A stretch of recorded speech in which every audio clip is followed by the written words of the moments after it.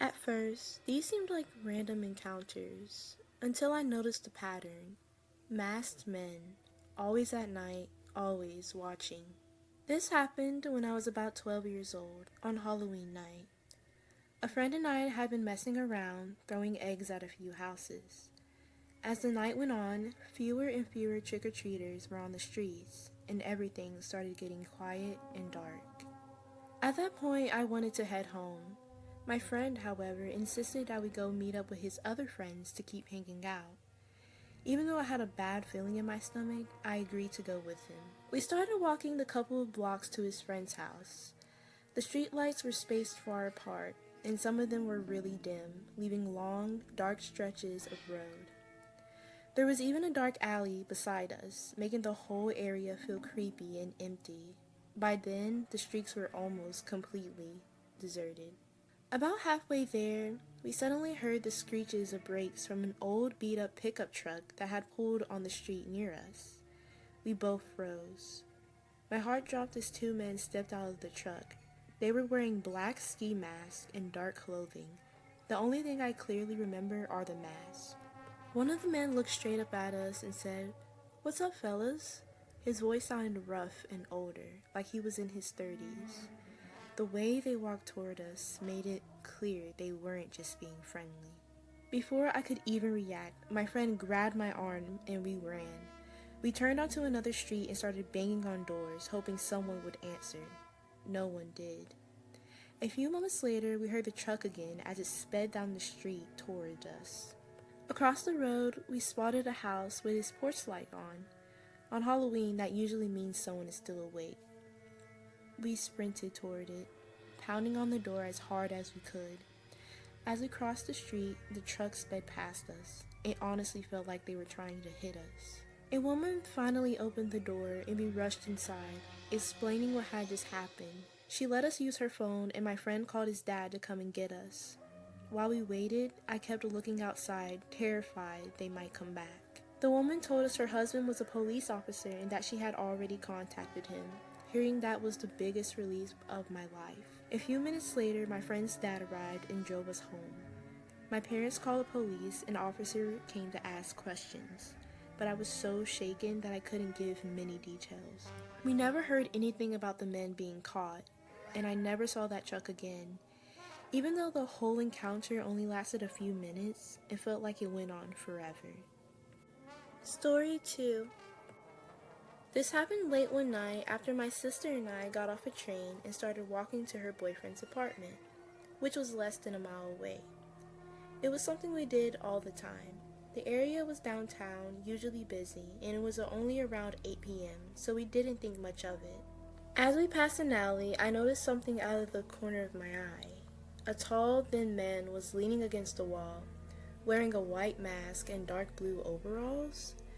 My stomach instantly dropped, but I tried not to react. My sister, however, locked eyes with him and grabbed my arm, saying loudly that someone was there. We picked up our pace. The street was strangely empty for a Saturday night, which made everything feel even more off. Since it was just a few days after Halloween, we tried to convince ourselves he was probably just in a costume, but that excuse didn't last long. We started hearing footsteps behind us. When we looked back, we saw that he was following us, and he was holding something in his hand. It was too dark to tell exactly what it was, but the fact that he had anything at all was enough to send us into a full panic mode. We took off running. Neither of us are runners, but adrenaline kicked in and we were practically sprinting. We didn't stop until we reached a security guard.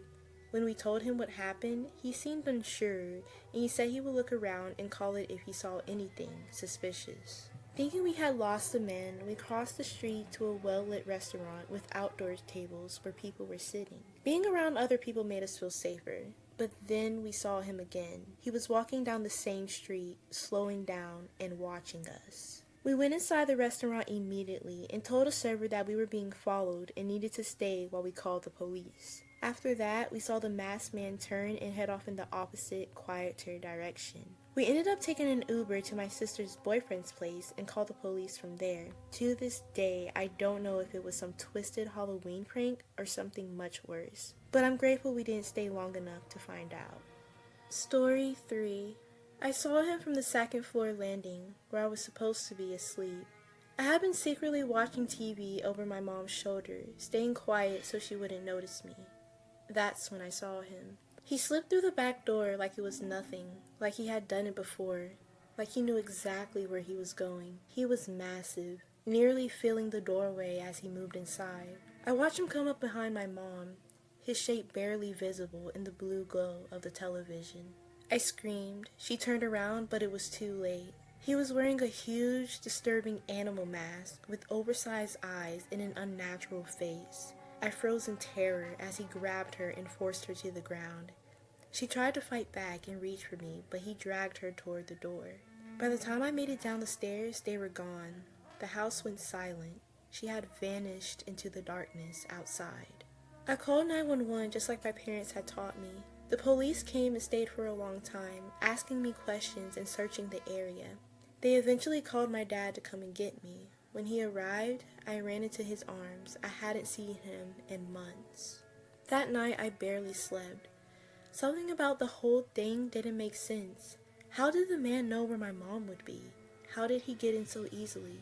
Why did it feel like he had planned it? The next day after my dad left for work, I explored his new house. I had never been there before. While looking around, I found a hidden trapdoor in the pantry, covered by food boxes and locked shut. No matter how hard I tried, I couldn't open it. When I called out, I thought I heard sounds coming from below. Voices, more than one, but very faint. To this day, I don't know what was really down there, but I still think about it. And I still wonder what really happened to my mother. Story 4. This happened a few years ago, but it's one of those strange moments that still makes me uneasy when I think about it. Back in 2017, on the 4th of July, I had been hanging out at a friend's place late into the night. Just after midnight, I decided to drive home. It was around 1 a.m. when I was heading down a mostly empty stretch of road. There weren't many streetlights, and the area felt unusually dark and quiet. As I approached an intersection, my headlights picked up a movement in the left turn lane ahead of me. At first, I couldn't tell what it was. Then I realized it was a man standing in the road. He was wearing a deep red hood that completely covered his face, with rough eye holes cut into it. He seemed to be swaying or moving slowly in the lane, almost like he was dancing. The moment I pulled up to the light, he stopped and turned his head. He stared straight at me through my driver's side window. Even from inside my car, I could feel how intentional it was. As soon as the light turned green, I didn't hesitate. I hit the gas and got out there as fast as I could. For weeks afterward, I kept having this uneasy feeling that I seed him again, like he would somehow show up near my home late at night. Nothing else ever happened, but the image of that masked figure standing in the road and staring me down is something I'll never forget. Story 5. This happened about 5 or 6 years ago when I was still a teenager, but it's something I remember very clearly. There was a large wooded area near my hometown in the UK that people visited often. It had proper bike trails and was pretty well known, but it was also big enough that there were parts where hardly anyone ever went. One day, a friend and I rode our bikes out there to mess around, do some jumps, and just explore. We noticed a swing at the top of a hill and decided to run up to it. We spent an hour or two just talking and swinging while it slowly started to get dark. Eventually, my friend left because he had to be home early. I decided to stay a bit longer and kept riding on my own. I ended up going deeper into the woods, off the main bike paths, and onto barely visible dirt trails. I rode up another steep hill, and that's when I saw him. At the bottom of the hill, about 20 meters away, there was a man standing there. He was wearing a black leather gas mask, a military-style jacket, and he was holding on to something long, like a thick flashlight, but the light wasn't on.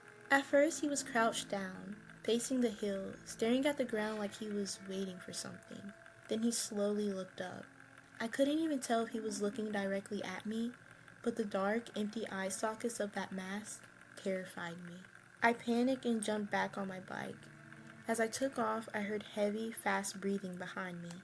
I rode as hard as I could for about 10 seconds before I looked back. He wasn't chasing me, he was standing at the top of the hill, completely still, just watching me with those dark, hollow eyes. I never told anyone what happened, not even my friends. Even now, just driving past that area gives me chills. It might not sound like much, but it's one of those experiences that has stayed with me and still scares me to this day.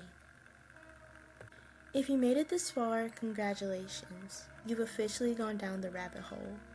These stories are just a glimpse of the strange, the terrifying, and the unexplained out there, waiting for someone to notice. If you want to see more stories like this, hit subscribe and stick around, because the rabbit hole only gets deeper. And with that being said, stay safe and stay anonymous.